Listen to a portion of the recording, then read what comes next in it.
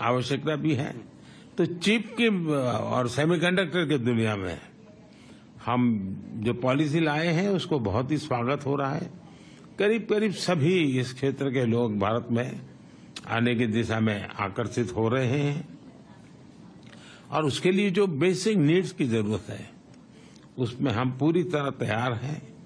चाहे पॉलिसी की बात हो, वहां पर आवश्यक इंफ्रास्ट्रक्चर की बात हो, सेंट्रल और स्टेट गवर्नमेंट का एक प्रकार सहयोग हो, इन सभी चीजों में हम साथ में हैं। और इसलिए सबसे बड़ी बात है डिजाइन। आज भी दुनिया की बड़ी बड़ी आपकी सबकी कंपनियां भी है, उनकी रिसर्च और इनोवेशन के सेंटर भारत में है। सबके सब भारत के टैलेंट से आप पूरी तरह परिचित है। भारत के टैलेंट पर आपका पूरा भरोसा भी है।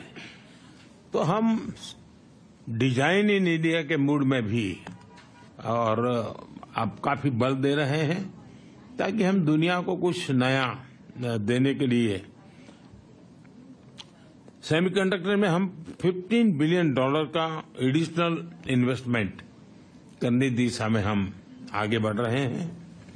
दुनिया भर से भी जैसा मैंने कहा इन्वेस्टमेंट आ रहा है और भारत का प्राइवेट सेक्टर भी इन दिनों में काफी इस मात्रा में निवेश कर रहा है। हाल ही में हमने एक सेमिकॉन इंडिया समिट की, आप में से कुछ साथी उसमें थे भी। भारत के पास global semiconductor ecosystem supply chain में एक रिलायबल और क्रेडिबल पार्टनर बनने की पूरी क्षमता है।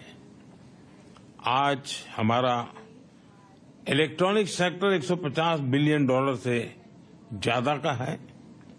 हमारा लक्ष्य इसे 2030 में $500 बिलियन तक ले जाने का है ताकि इस सेक्टर में 6 मिलियन नई जॉब्स की हम आपूर्ति कर सकते हैं।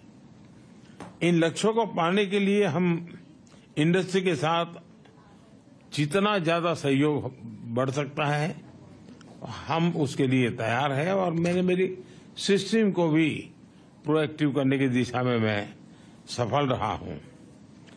भारत में 500 मिलियन से ज्यादा की वर्किंग पॉपुलेशन है।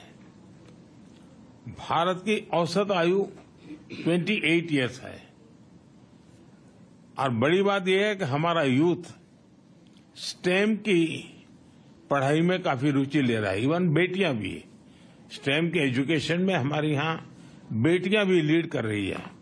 और मुझे तो याद है कि एक देश में मैं वहां के एक बहुत बड़े नेता मुझे पूछ रहा था कि क्या आपके यहाँ बच्चियां स्टेम के अंदर रुचि लेती है।